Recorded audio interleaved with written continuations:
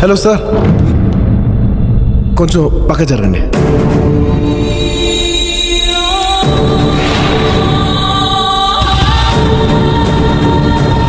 అగో,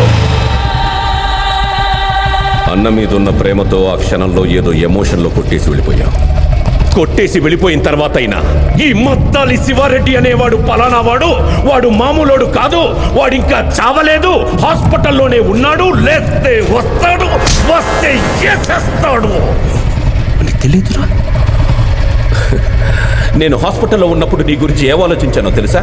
శివారెడ్డి నుంచి ఎలా తప్పించుకోవాలి, ఎక్కడ దాక్కోవాలి అని పారిపోయి ఉంటావు. నిన్ను పట్టుకోవడానికి ఎక్కడెక్కడ వెతకాలి, ఎన్ని రోజులని వెతకాలి అని ఆలోచించాను.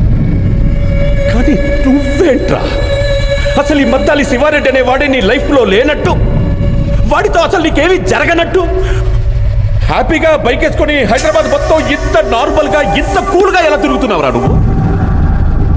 ఎవరు సార్ మీరు? ఎవరు సార్ మీరు? నేనెవరో నీకు తెలీదు. మీరేం మాట్లాడుతున్నారు?